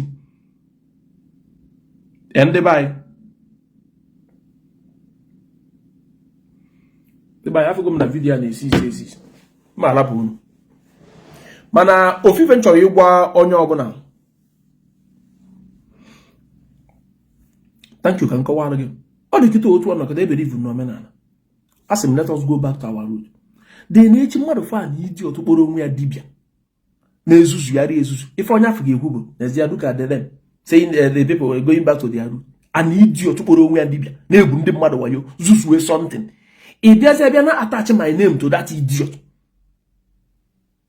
ifuga ebe ndị defend Christianity na social media do evil Ejiofezaku never for one day believe in spirit Ejiofezaku nwere mgbe o ji believe na iweta ewu igbuo ya ma weta ọkọ gbuo ya ụmụ ife a na-agbasa ọbara ya so kezie ka esi wee fue native doctor ma ọ bụ eze nwaanyị na-eme ife dị otu a abịa attach nye Ejiofezaku to ife onye afọ na-eme wanye Ejiofezaku na condemn kwadati na onye afọ na-eme ya na na akọrọ na Ejiofezaku ọ dị ka mgbe anụnwa da dibịa niri mmadụ na ndụ n'Enugu steeti mmadụ bịa na-atachi m na-ata gị m na the video sị m agbara ze look at us going back to work something m condemn ịnọkọta nwere mmadụ nie na ana ifukebe nji okwu na ndị na-defend Christianity na social media bụ ajọ mmadụ this thing bụ something agbara nze condemn ana m condemn ya ụtụtụ ehife na abalị so ka eke isi attach my name to this person why na m condemn ife afọ onye afọ na-eme anybody ga-egosi m first person kwu maka akwụfụ ndị dibịa nọ na social media na a na-ekwu maka ndị dibịa na social media bụ tata mụ first person challenge ndị dibịa na social media onye ka nji wee egwu na-enwe onye challenge go ndị dibịa na social media wetara m vidiyo ọnya ka ndị chọta nke m ka anyị na date mụ bụ first person challenge ndị dibịa na social media wefara fana hazi arafa na kpuo because fabian si penetrating people too much ikwu okwu dibịa nye gị 3 days ikwu okwu dibịa gwa gị na ị ga-ahụ nwesị ndị esigbu na-ejebe onye unu ama n'ife desi nkakwu isi bụrụ ọkpụ ya ka ọ dị sọpụtakwa eji mmadụ abịa atachi ya m to one dibịa ị na-atachi ya m to one dibịa believe m ife adịfe adibịa na-eme si onye egwu na ndị a dị njọ ịfụrụ oke dee ka m gwu na ebe ndị a na-eme ndị a na-edifend Christianity na social media ji wee dị evu ejide ofu dibịa kịta jeje niye mmadụ na ndụ ife a ga-egwu that is why I hate native doctors they are evil or target the whole native doctors evil ejidezia pastor na-eti maka Jesus from January to December gburu mmadụ ife a ga-egwu that man is a fake man of God a single other pastor out George ya lapụ other pastors but ejide ofu native doctor kama a ga-single ya out George ya George ya the whole native doctors obezi okwu ka ọbas just reason this thing mkwukila ejide ofu pa maybe kita pastor la nwunye mmadụ ife ga-agwa ekwu bụ onye a bụrụ eri man of God or fake man of God a George ya individual resource ya ama George pastors ndị niile ejide dibịa kịta jeje gbuo mmadụ kama a ga George da particular dibịa jeje gbuo mmadụ atag ya dibịa niile even man pass man na-arụ security na ka oruna mmadụ mụ na man pass man gbawọ ọnụ na-ama na man pass man na-arụ security tata na mụ na ya gbawọ na social media sino ebe m ka m pụbala ịma mgbe na wetọ ndị Christian egwu enwere m screenshot ndị Christian si bịa tag ya man pass man si abịa mem ka m pụbala Christian believe na Jesus tag man pass man native doctor ka ọ bịa ma gbara nze ka ọ pụbala ọkwa ndị na-defend Christianity na social media bịa tag zia a native doctor ka ọ bịa ma agba ije na page ya mgbafu if only Christian juru ebe a si anya ma agbara nze ka ọ pụbala ndị Christian juru na page man pass man a native doctor si emezi ya agbara nze ka ọ pụbala echiri sem ndị Christian a ga-abịapụta gwa gị na ndị native doctors enwere power The same ndị Christian ga-apụta gbata na all these native doctors no fake na fe nwụrụ power. The same people juru na page man pass man na ya ka ọ ma gbara nze ka ọ gbaala nkiricha unu be otu anụ nkịta ka mmadụ dị ndụ ga-eme maka mpụala enwero pastor enwero dibịa nọ n'elu ụwa ga-emenwu nka mpụala so ife ga-emenwu nka mpụala bụ ije kpata ahịfịa n'ime ọfịa ị na-etinyere m ya na mmanya ma ọ na nri na-eri ya na-eri ya with time ara agba ma ọ na nchegidezikwa na-eche akwa na agbabie mana ọ bụrụ ma nke ka ime otu a ma ọ ka ibute Bible verse ịgụcha ya ka mpụala asụ you can't do it. Mụnwa bụ first person kwu maka before nkwu maka ndị dibịa mụrụ egwu ndị mmadụ na-atụ dibịa na social media wee chọ gịnị ka a na-akọrịva so ndị dibịa anya nzu a kịta chọzi iteki over people ka a na-atụzife ụdị egwu wetasịba na-asụ nziba na-asị na mekwọrọ ndị mmadụ na-akpọ na fon agbara nzem biko kwanụ ndị a ga-emekwa m nka nsị a ga-anụ ntị na ife na-esi nka kwa isi kwụrụ ọkpụkpụ ya na ọgwụ afa firi na fa ji eme ife a na-eji m nne ya abụ m nwa na abụrụ m nwa mmiri abụ m nwa na ada ebukwa na ebu maka na isi na-egbu ogiri na-egbu ogiri nke na-egbu ogiri gbuo ogiri ogiri anyị kwuo ya onu okirikiri ka a na-agba ukwu ụcha na ada adị ukwu ose esiri na nwata wee jebe n'oke na aghọtago so my problem abụrụ spirit my problem bụ physical achọna m physical chọwa m spirit ịchọ m physical you will get me akwamụ anọ ife isi na azụ iwere ozi pịa ji m okwu ma kụwaa m isi you can do it but nke spirit napụ spirit napụ side ha nataba so butuenu ndị mmadụ abịazi na bịa na etinye unu ụjọ ụfọdụ ikwuru ụfọdụ asị na you are bring curse upon yourself nkwuo maka pastor isi ma ya brought curse upon myself but go aga kparị a mother kparị a father ibutebe curse upon yourself ndị kịta gbaga na pastor na isi ya lere mma isi ma gbara na bring curse upon myself mana go at the 23 years if an old woman na 50-60 years you na-abadi the woman you dey put a curse upon yourself. Always wear channel your brain. Always wear channel your brain. Psalm 105 verse 15. Touch not my anointed and do my prophet no harm. Obron the pastor ka edebere onye obra be Christian na aka ndị na-abụrụ Christian. So ọ bụ na ibe Christian man na that chapter dey for you. Obron so pastor ga-ejizi ya wogbu gị. Pastor Gage ni eri goro. The same way si atu egwu physical. Mada eme kugbo m ka your pastor si atu egwu physical ma ndị dibia. That's why they move with escort. Ọ bụ na ejiri escort ndị kidnapper eburu gị. Ndị kidnapper na-ebu ndị dibia bụ ndị pastor. Ọ bụ eziokwu ka ọ bụ asị. And they always pay money. Kidnapper buru gwara dibia ruo n'ọfịs fa. Dibia ị ga-akwụ ụgwọ. Kidnapper buru pastor ruo n'ọfịs fa. Ị ga-akwụ ụgwọ. If you go na spirit will not save you or physical cash. Apparently they save you. So close to where so they always not balance you for your own health. Obuni so bad na oyom one na onye so na page aka we mechi. Because onye obana so where's the TV ga ka eme? Where's the TV o nwanye dey fa ka onweke. Mana bichu oti ebe aba omode chanwa mo na onwe egwu nke oburu nweke nweze. Weke ya azafa nwanye azafa. Onye gift na nada madisi nweze o nwatakịrị nwanyị amana ma ya kwa ụgwọ isi ya unu sị m jere nwa ya na akwụkwọ aka esi achọ nwanyị otu akịta efu nkwụ ụgwọ isi ya na amụrụ ya achịba mụ amụrụ ba m ụmụaka amụrụ ya ba family content akwụsị m ibi ebe na-etiri unu mkpu a na-etiri unu gwa na pastor Chimenka apụ ticha na ejimenka anakpuwe m unu eche na ọ dị izi ndị na-ekwu maka ndị pastor dị bigger than me na-ekwu maka ndị politician dị bigger than me unu chere ọ dị izi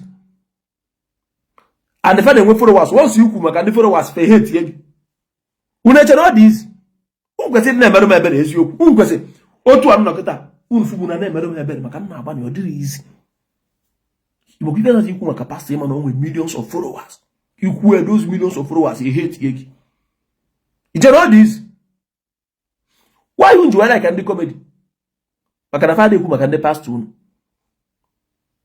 ka m kwuo eziokwu eso m na ndị mmadụ kacha wee fụ n'anya na social media niile onu na amụrụ onye gift na na-ekwu eso m na onye Igbo nọ na social media ndị mmadụ kacha wee fụ n'anya ịma why those comedians unu feel na afụrụ n'anya gwa ya kwuo maka ndị pastor okwucha maka ndị pastọ ka ịfụ ka ama ma nwee ka ya afụkwa ya n'anya again mana mụ na-ekwu maka ndị pastọ ndị mmadụ akafọ m n'anya ọnwụ onye unu fụrụ n'anya na soshal midia ọ maka ọhụrụ si ndị comedian ma ndị a na-eme family friend onwe ka pastọ si wee maa ji fanya pụta condemn all the thing if ndị mmadụ hate here and the farmer one on one they will condemn it but ịbịa na social media faya sịba kwuo na ndị followers na agwala ala femechi ọnụ mana anyị nwa ga-abịa kwuo unu gwachara unu ebutu enwere any single person hate agbara nza na social media na-abụrụ maka na nkwu maka pastọ ya so mbọsọ bụ na ufuru onye nwe hate ebe agbara nza no just deela onye asị ya gịnị ka agbara nze mee ụtụtụ ọma nne si ya gịnị ka agbara nze mee ife ọ ga-agwa ba agbara nze talk too much si ya gịnị ka agbara nze mee asị na go si ya gịnị ka agbara nze mee ekwugo m maka pastọ ya iwe na-ewe nothing else ọ bụrụ mpịa ka mkparị ọ bụrụ mmịa ka mkparị ọ bụrụ onye maka mkparị ọ bụgoro na mkparị pastọ nọ na nkwuru ife pastọ mee ka ọ na-ịmarụ otu onwe nne nwoke nọ Ebuka Obi enwe ife ọ na-eme mete nwee nke ọ na-eme ọ da-emete nke afọ o mere ọ na-emetara enwe ndị mana o metere ya mana egwu na-atụfu ịbịa kwuo ya bekọsị nwa anwa kwuo ndị Zion na dọgiri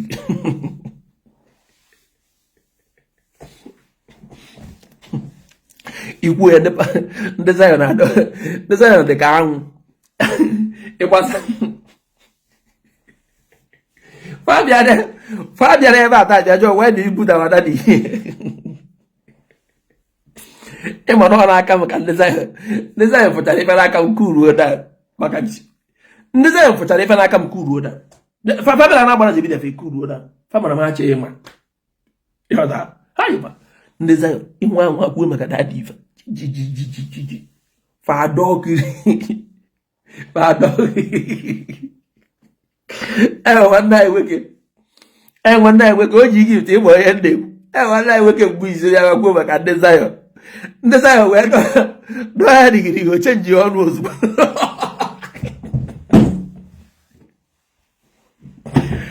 onye ịgba onye na-ekwu ọ bịa gakwuo maka ndị Zion gakwuo maka Ebuka Obi ndị Zion wee dọọ ozụzarịrị comment section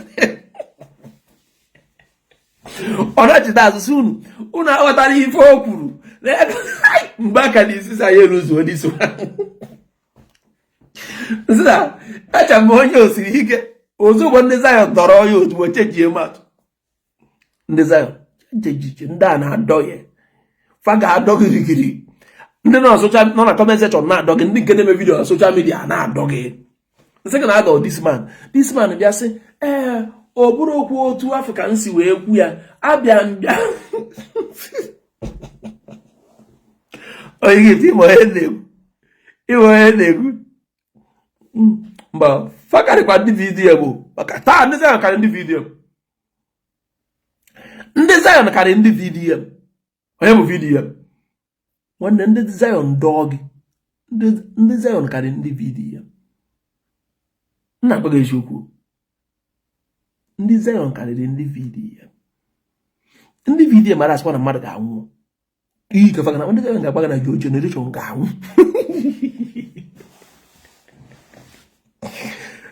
mba Zion karịrị ndị vidiyo m ọfa bụrụ dịsem ma mụ believe na ndị Zion karị the reason ji na ndị Zion karị mana Ebuka Obi bụ onye na-emefe spirit vidiyo mmadụ emefe spirit so enwe time oge eruo fa ga-agbafu n'aka vidiyo mana fa ya agbafu n'aka Ebuka Obi fakari vidiyo because ndị nke na-asọpọtụ vidiyo na-asọpọtụ ma ndị nke na-asọpọtụ Ebuka Obi na-afịa na fa gbaa gị wọ Chukwu agọzie fa so given na selfishness batara na nke fa karịa nke ndị na-asọpọtụ vidiyo ndị na-asọpọtụ vidiyo na-eme na fa na-agbata vidiyo ma ọkụ ndị nke na-eme nke Ebuka Obi na-afịa na the more fa na-edefend Zion the more Chukwu na-agọzi fa Chukwu agọzie fa so given na selfishness batara na nke fa n'ụtụtụ ọma so ka o si wee dị mana ọ stọpụrụ na ya ma ekwu maka fa anyị na-ekwu maka vidiyo ma epeka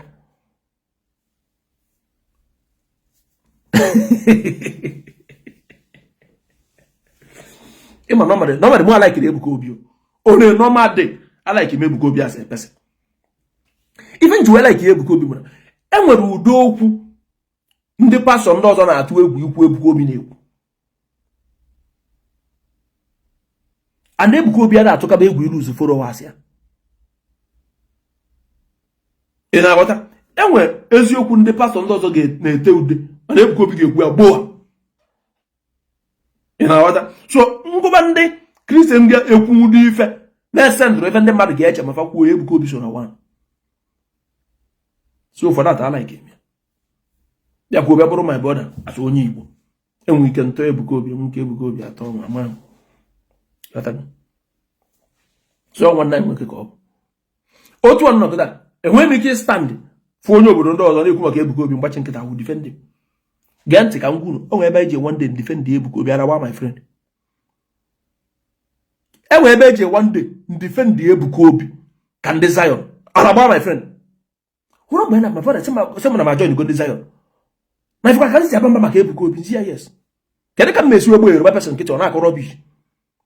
Enwe ebe eji so onwe ife a na-ekwu one Yoruba guy n'ebe a onye ụka where say, hey, they like that Igbo man where they record Ebuka Obi where they deceive people up and down, this, that. But you can Okucha. First question on Nigeria. Say, are you a Christian? I said, yes. See, okay. And say, what about Adeboye? I said, Adeboye, that man they try, that man they help many people. This one. Hey! Okucha, Okucha, warrior name. Where this man then do this man did. My friend, no, I couldn't kill him. I must quite one of the need defend Ebuka Obi like this. The Yoruba man, Nsia shut up.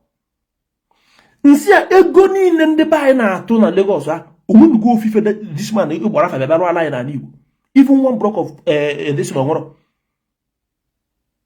Kisa gini ke na akọrị. Ọ dey help so many uchi people. Gini ka o me? The Yoruba man ebutu ona. Uru mgbe na my friend sim. I want to know what akwa. Na ma join na Zion. Say ma join na Zion. So why did you say yes? Now, Ebuka Obi bụ my God. Na me nwere ike stand the Yoruba person no na 40 years in public. No ebe ka mmechi ọnụ. And that Yoruba person na bụ a Christian. No bụ na Muslim onye Yoruba, ọ nwere ike mechi ọnụ ogbe ya nkịtị. Marụ na just to no different religion, so no na fight for his own religion. Mana nke a bụ onye gboro onwe onye ụka. Ị bụrụ onye Yoruba. Ị bịa kọtọ Ebuka Obi ka mmechi ọnụ. Nwanne asụ. That side, I come on the Zion on Joe. If for that this particular side, what I come on the Zion on Joe. I want something that will get already from anybody. If you can't die, but on your if you're not body Ebuka Obi, my bro near the state on your cave, not body Ebuka Obi can meet you on. Money meet you on. Money meet you on. But I don't want them working in it. If you jam a Ebuka Obi born yoke, the next thing is never on you, but I brought on yoke. So come watch the thing no. Marriage because na money Ebuka Obi ade mo fife Ebuka Obi na emefo ka mo ade me gbachi nkete ka edo ya degree edo cha degree ya domo so ka mbilo no tutu gbochie that bridge o ife dị iche munu na ade mo fife enwere m udo some of you nwere ifo heart unu ga-egbu mmadụ enwere m udo obi enwe m obi sara enwe onye mụ na ya na-ese mana mfu eziokwu nkwu Ebuka Obi me ka na adọrọ m mbịa kwuo ya nza unu gbochi iwe unu ezu ike chi iwe ka unu ga-enwe ifo ọzọ unu ga-eme apart from iwe unu n'ime si we kunu gewe mfukwana ebe mere nke dị mma ana m abịakwa abịakwu mgbe a lụrụ ụlọ ọgwụ ndara abịa mbịa gwụ mgbe a lụkwara nke alụ na n'Imo steeti abịa gwụ mana ofu ife nchọka Ebuka Obi mee bụ ya wepụla anyị ọnụ n'ife gbasara our ancestors. He cannot do it. Ebuka Obi cannot do it. Otu ọnụ mbasị mma afọ Ebuka Obi mmemme uche na kamera dị ọnụ si Ebuka Obi wepụ ọnụ na our ancestors. You cannot. Every other thing in them continue, but if that our ancestors nataba because I say I debate here, you can't win me. As in number I Ebuka Obi tukura na kan tukura say we camera kai we about our ancestors na mana get our ancestors may lie. One keta mana gị na-eche ka Donald Trump bịa chụpụ Tinubu ma ọkwa bịa kụsasịa Tinubu akwa ife unu na-eche esokwa m unu na-eche bụ ife unu na-eche ka number 1. Number 2, nwa keta na-ewepụ nwa during our forefathers time nwere ewepụrụ nwa keta ụmụ nwoke na-ewe kidnapping with ụmụ nwaanyị ụfọdụ during our time nwere ebere ndị mmadụ na-eme ya ụfọdụ na-eme international ụfọdụ na-eme roka mana akwa ifu ndị roka ya ugbu a ekwesịrị na-ekonye ndị ata ya n'ụlọ disi bụ dị njọ karịa ndị kidnapper. Ndị nke na-eme international nke na-akatụbata fa na-eri ọjọba outside mana akwa ifu ndị nke a na-eme roka na baị ndị nke a dị brutal ọ ndị nke a na-eme ndị mmadụ ji akwụ ụdọ Our forefathers emere ife dị otu. Our mothers are known for as a virgin. Tata mama nwezikwa onye bụ virgin. Gosi na ụmụ nwaanyị nọ mgbe a na-akwanyere onwe fu ugwu, ụmụ nwoke nọkwa mgbe a na-enwe sense. That time nwaanyị si nwoke achọrọ m ime ife dị otu a, achọrọ m nnụọ dị ka m wee mee ya ka wee kasị oke. Tata igwe man ị chọrọ ime ife dị otu a, ị chọrọ ịnụ dị ka iwe ebe ọ sị gị na ọ ga-anụ gị. Hey, mba, gị gbọọ ndị bụ unu sef ka ọ kwụọ ụgwọ isi gị ka ọ wee jee n'ife. Our forefathers ezuzuru all these things. So we cannot condemn them. Far the better than us. In all ramification. So ndị be ya ebe nọ n'isi njedebe nke tata. Onye afọ taa ka afọ ya echi. Ma a na-abaga ọnwa mba November ka anọ. This month bụ December. Obodo na-adị hot. Ọnwa ndị gbara mbọ na January. When ndị na-agbara mbọ ruo this time na achọkọta kọrọ ego eji ego moto na-esi next month. Ma ego fa ga-eri n'obodo. So uche gị ga-adị. Mara ụdọ ebe ị na-eje. Mara ụdọ okwu ị na-ekwu. Mara ụdọ okwu a na-ekwu na public. Mara nke a na-ekwu n'ụlọ. Abụkwana ndị je wakachaba ọnụ na ihe ekwu nwa okwu. Ife ikwute n'ọnụ ya igbo ebo na mmadụ ibe gị ebubo ịkwụba aka gị ọtọ. Ụmụ nwaanyị ndị nke na-achọ ji na-ebutu ji unu ji achọ dị too high. Ọ bụrụ na di ya da-abịa na ọ na-enwe ebunu na-ekobe aka ebunu na-ekobe aka ọgbantị gbotunata na aka ka unu build with a man. Uncho already made man. Weke kwadochago nwee ego buru moto na-agba moto biri n'ezigbo ụlọ unu batazi ozugbo na-eribesi ego unu achọ dị ịgba mbọcha chọọ nwoke nwere force gị na ihe build onwe unu mụba nwa na ahụta ọ ya dịrị onye ọbụla na mmụọ ife ọbụla anyị na-acha ihe achọta onye sị na ihe adị ndụ ya nwụ onye sị na ihe anwụnya nwụọ kama ife a na-asị let my enemy be alive and see what I'm going to be in future. As ọka mụ na onye iro gị nwụ ka ị nwere onwe gị onye iro gị dị ndụ ịgbata ego ọchụgharịba gị mana ọnwụ onye ga-efe ụrụ ọtago.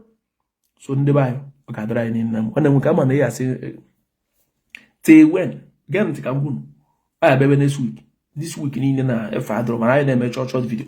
Ọ bụrụ na isobere anyị n'oyo peji emepere ọfụ biko soro unu anyị ebe ahụ ọ nwere ka ọ dị peji eme na almost 1 week ọtọ mmadụ 60 nọ here ọ dọrọ good. Onye ọbụla invite ya friends ya na this page. Eziokwu ifu na emem na this page adọrọkwa mma maka chukwu ifu na emem na this page adọrọ mma. Ifu na emem na this page adọrọ mma. They got just 66 people. There 66. They be to dịka 96. 99, 66. In Afia, 66 followers. People can know that they some na this page. First person follow this page, I'm a come on yo. First person follow this page, I'm a monyo. 1 to 5, I'm a monyo. 1 to 10, I'm a monyo because they screenshot to me a debit. But I try to come on my argument tomorrow. First person follow this page, I'm a monyo the person book. They screenshot to me a debit. 1 to 10, a screenshot to me a debit. But I've been following you now. Follow me where? First person, I know the person. You can get in a Juji page. Go to Nuna, so you didn't find him. Hey! Heavens, you want to give us what these people on my page. Oh, you're there, go and you give it ever. Check them there. I'm capital in care post. Ah, if you know, I know on Facebook, I know on TikTok, I know on Instagram, I know on S. Follow I there. Now, about Achara. Oge na-abịa unu ya fifu numero first person let's give shot to me adebe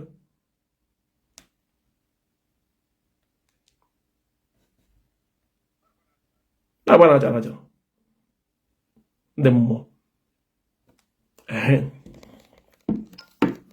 na the page ebe o capture ebe aka mpinye all your family members tag effort ana m akụzi so many things there. Eba oyo mifugori yemwa nochi ifa na mena page adi iche ifa na mana ge kwante ka mgbage mmada abịakwa na basi new update ife na eme na buy na this page is my personal page ewota so ije na ya full video na post the man or the iche mmada abịakwa na basi ma he agbara nze ejikwa wenu na le nwoke ji we chupu ejina na gbasara ọrụ. That is not my business. This oyo mgbe ebe anyị na-emefe gbasara a na-akụzi ife gbasara health to echi wee dere gị na mma. Anyị nọ na Facebook, anyị nọ na TikTok, anyị nọ everywhere. Udodi chidebere epin go meje anyị nọ na isoro anyị na Facebook, TikTok na Instagram, you invite your family members, your friends to the page. The page dị iche. Ife nju emepe the page, we page nwebu before ọ karịkwa kịta mụ Igbo agbaranze. Ebe ahụ ebe anyị na-agbakọta ọnụ kpaa nkata mụọ amụ, ada abụ ihe ada aba mba. According to this new page kịta, ị bịakwara ebe akpada mmadụ ozugbo mbụrụ ọkụ. Just one comment ị dekwarala kpasuo mmadụ iwu mwepụ gị. Chọrọ m ụdị ife adị. Achọrọ m sọsọ ndị bụ woman being isi dị mma. Ị na-ajụ. Anyị na-agbasị nọmba ike. Ndị be anyị ka nlapụ na onwe ebe nche ije. Una na-awata butuonu ekwukwa m ọzọ. Ebuka Obi bụ awa brother nọ na-eko. Marụ na onwe ka eko si afụ ndị be anyị. Ebuka Obi nọrọ ebe afọ. Ọ dịrọkwa izi. Always have it in mind na ọ dịrọkwa izi onye Igbo ije Lagos steeti je na-akọ nka. Ọ bụrụ ịbụ onye Zion kwụsị ịkpọ ndị mmadụ ihe nwere ife ọ na-eme. Ị na-akpọ mmadụ ị na-edi value onwe gị. Enwere ike nwe nwoke gị na ya na-adị na mma. Onwe ka o si wefụ kọmentị gị zonwe ebe ị na-akparị ndị mmadụ. Obere egwu ga-atụkwa onye mgbe ọ bụrụ onye fasoro akpụ ihe ọgbanaga. Ọ bụ kịta na m chọrọ ịnọ gị fụ ebe ị na-akparị mma mmadụ 100% in cancel the marriage because you will insult my mother too or my sisters or my father. So nkwane na-afọ ife otu ahụ and mmadụ na ụdị page unu na-eje as a young girl n'aka anụbeghị di. All those page unu na-afọ ụmụ nwaanyị na eburi ụmụ nwoke. Stop going to those pages. Stop going to those pages. Ịma na enwe man gị na ya na-adị na mma. Ọ nọkọta kwụsị ịkpọ gị. Ịma why? Enwe ike ọ bụ na friend ya ma nwanne ya fụrụ kọmentị gị na one of those page ụmụ nwaanyị na-akpali ụmụ nwoke na-asụ n'ụmụ be na nothing ka ị nọ. O wee sị ya this girl ị chọrọ ịnụ bi na this page. Ịma na mentality ụmụ nwoke niile abụrụ ofu. Enwe ndị ga-afụ fedo agbarụ gị ọzọ kwụsị ịkpọ gị na phone. If all those frustrated women na social media na-eburu ụmụ nwoke mgbe ọbụla ma ndị gasị na fa anụgodi mana mgbe ọbụla fa eburu ụmụ nwoke enwere ogi erunugo dị n'ụwa dị happy na marriage ya ga-abịa na social media na-ekwu maka ụmụ nwoke. Ọ dịrọ any married man ịfụ nọ na social media na-akọndem ụmụ nwoke adịrọ happy na marriage ma ọ ọnụbeghị. Ife na-agwa gị bụ 100%. Any woman ịfụ sigo na ọnụọ na di bịa na Facebook na-eburu ụmụ nwoke ma ọ na-akọ mgbe ọbụla ụmụ nwoke jụrụ eme nke ụmụ nwoke jụrụ nka asị enwere ndị man dị happy na marriage ya ga-abịa na-eme ife dị otu a. Ndị ọbụla mvu na-eme ya na-eme out of frustration. I don't know if you are getting the point. So marụ na ụdị page unu na-eje as a single ladies. Unu awagharịzina na all those pages. Unu awagharịzina. Sometimes unu nwere eji aka unu edi brave onye chọrọ inu mana unu na-ada ama. Man chọrọ ịnụ gị tabata ebe a na-ekwu maka ụmụ nwoke na-amụ kwa. Onwe ka o si wee fụ kọmentị ọ gasị na onye awa ọtọrọ gwa.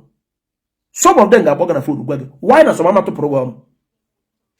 Ọ ịkpọsị ya ọ sị gị okay I am busy I will call you back. Ife akọ gị na-emezi gị tọm because ike agwụna ya. Uche unu ga-adị ya. Enwere so many women nọ na this page ga-abụ na ije dị emụta ife. Abada nọ there. Save the widows and so many others. Ga-akụzi gị otu ị ga-esi wee build way home. Ọ bụrụ those ones dey frustrated. Men are this, men are that, men are this, men are that. Mgbe ọbụla fa na men, mgbe ọbụla fa na men. Iju ọfa gịnị ka men mere fa. Ụfọdụ asị gị na fa anụwa na di. Kedu nwoke ga-anọ nwunye ebe na Facebook na-acha atụ men are this, men are this ka ọ gbachi nkịtị. Thank you. Ama ebe men ji agwado unu ife ahụ. All those women gbarụ n'ụfọ ọsọ. Ekene m Chukwu na ada nwa Igbo esi ihu alapụ n'unu. Mgbe o nwetara this man ogwu na ọ na-anọ n'Ebonyi steeti sie nri mee wee bi to Lagos. Onye gwa gị na Ebonyi si oyi esi nri mere weke wee biro weke afọ ebere ya aka na mecha je lụọ ikike ya wee donye. Akwa onye si gị ga-eme n'ifo because of a man mecha je mee BBL. O mee BBL maka nwaanyị ibia ọrụ maka nwoke ka ọ mere. Sọsọ nke afọ ekwesịghị ime ka unu mara ife. Unu egezi na ndị adị frustrated. Fala fikwara gị na fa nwetara man fa na ya na-anọrọ abụrụ na man nke gị ya ma nọ. Be careful. Thank you. So biko unu fọrọ arụ ụrụ nwa ma ndị kene gbarụ nụ ndị ọzọ ndị a ga-edisivu gị. Ndị a ga-edisivu. Fa nwere jego fegu. Ọ bụrụ na gwa je na ị ga-efe. Abasị na ọnụ anadi mana 24 hours ọ bụ mgbe eke n'ọnụ. 24 hours ọ bụ mgbe eke n'ọnụ ya na-amụ kwa. Ịlụbedi isoro na-amụ kwa. Ọ dịghị ka man njuru mmiri ala afọ ji eji gbata mbọ na egi afọ gị otu ọ ga-ege ntị. Mmanụ ụmụ nwoke nwere stage by stage. Ụmụ nwoke ji akafa wee gba mbọ nweta ego na-agha bụrụ fa nụọ nwaanyị fe n'udo nwaanyị anya. nwere rubbish fa ma take from a woman. Then ndị nke na-enwere ego bụ ịkpọrụfa ra mgbe anafa ụfọdụ inwe ike ime fafa enweghị echife arapụ be careful anapụ unu. So ọ bụrụ ifolo be page anyị ifolo page anyị nọ na Facebook, TikTok and Instagram. Ana m asị na ọ ga-adịrị anyị niile mma.